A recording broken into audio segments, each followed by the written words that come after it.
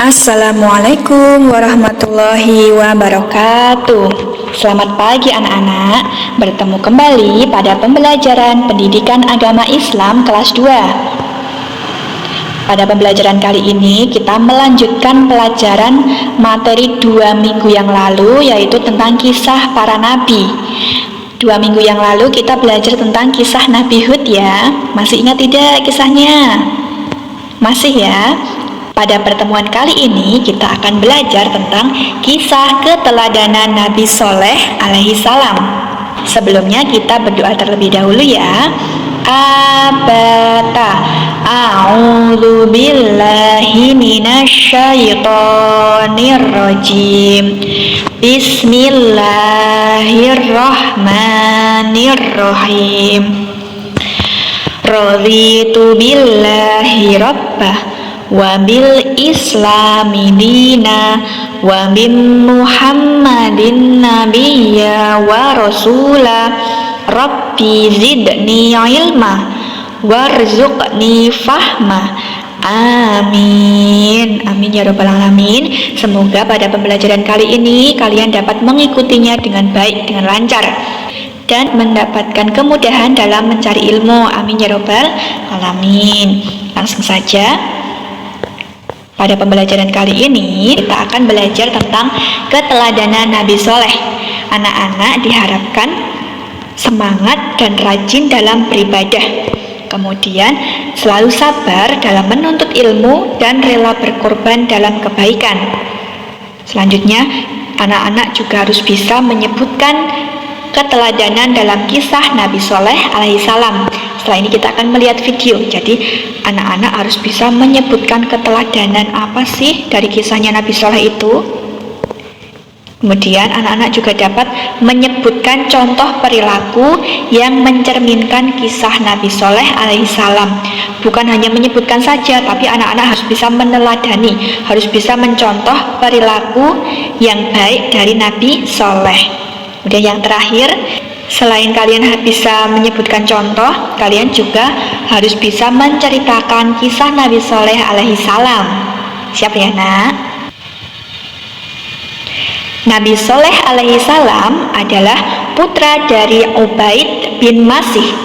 Nabi Soleh alaihi salam masih keturunan dari Nabi Nuh alaihi salam.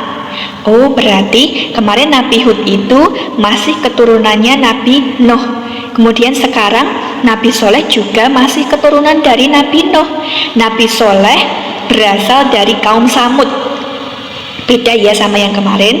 Kalau kemarin Nabi Hud itu berasal dari kaum Ad, tapi Nabi Soleh berasal dari kaum Samud.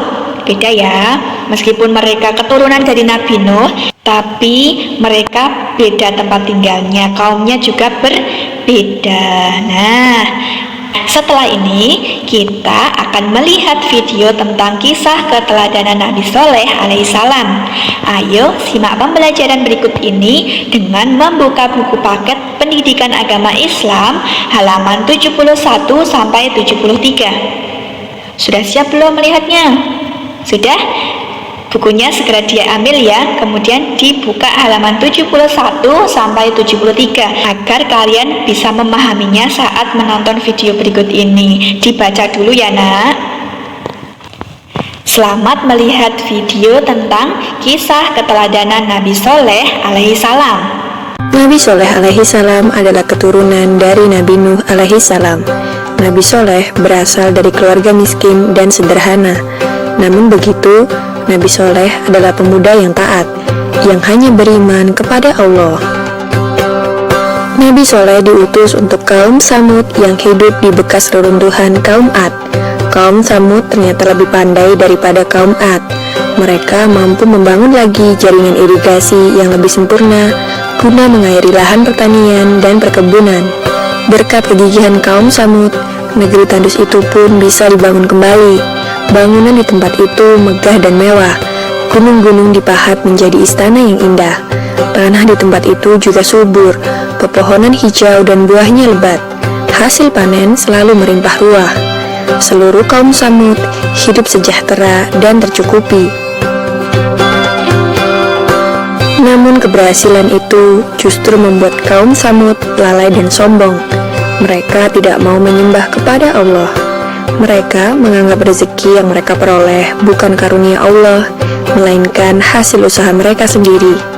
Oleh karena itulah, Allah mengutus Nabi Soleh agar berdakwah untuk kaum Samud agar kembali ke jalan yang benar. Nabi Soleh pun mulai berdakwah. Beliau mengajak kaum Samud untuk menyembah Allah. Namun kaum Samud sama sekali tidak menghiraukan ajakan Nabi Soleh dan menganggap Nabi Soleh sebagai pembohong belaka. Kaum Samud lalu menuntut Nabi Soleh untuk mengeluarkan mukjizat. Menghadapi tuntutan itu, tak ada jalan lain bagi Nabi Soleh kecuali memohon kepada Allah agar memberikan mukjizat kepadanya. Allah lalu mengabulkan permohonan Nabi Soleh. Suatu hari, Nabi Soleh mengajak kaum Samud untuk pergi ke kaki gunung. Orang-orang kafir itu mengikuti Nabi Soleh bukan karena mempercayainya. Mereka malah berharap agar Nabi Soleh tidak bisa mengeluarkan mukjizatnya dan dapat menghinanya sepuasnya. Sesampainya di kaki gunung, kaum Samud meminta Nabi Soleh agar mengeluarkan seekor unta dari sebongkah batu besar. Sebuah permintaan yang tidak masuk akal. Namun, betapa terkejutnya kaum Samud karena tiba-tiba sebongkah batu besar itu terbelah. Dari dalam bongkahan batu itu keluar seekor unta betina. Orang-orang dari kaum Samud keheranan, menepuk-nepuk pipi mereka dan memandang tak percaya. Setelah kejadian itu, beberapa orang mulai percaya. Mereka membenarkan kenabian Nabi Soleh alaihi salam. Kabar itu segera tersebar ke seluruh penjuru negeri. Air susu unta yang keluar dari batu itu banyak sekali dan cukup untuk diminum seluruh penduduk. Orang-orang bergembira, mereka bisa minum susu unta sepuasnya. Akan tetapi masih ada juga orang yang berkeras hati tidak mau percaya dan menganggap semua itu hanyalah sihir belaka. Orang-orang kafir yang tidak mau mempercayai Nabi Soleh kemudian memilih 9 algojo kejam yang selama ini sering menyiksa pengikut Nabi Soleh untuk membunuh unta tersebut. Melalui malaikat Jibril, Allah memberitahu rencana pembunuhan unta itu kepada Nabi Soleh. Beliau kemudian datang untuk menasihati orang-orang kafir itu agar bertaubat dan mengurungkan niat jahat mereka. Namun tekad mereka sudah bulat. Dengan membawa pedang yang terhunus, mereka mengejar unta Nabi Soleh dan membunuhnya dengan pedang yang sudah diasah tajam. 9 algojo itu kemudian mendatangi rumah Nabi Soleh karena mereka juga ingin membunuhnya. Namun dalam perjalanan, mendadak batu-batu besar melayang menghantam mereka dan mereka meninggal. Azab Allah pun turun berupa petir yang menyambar dengan amat keras.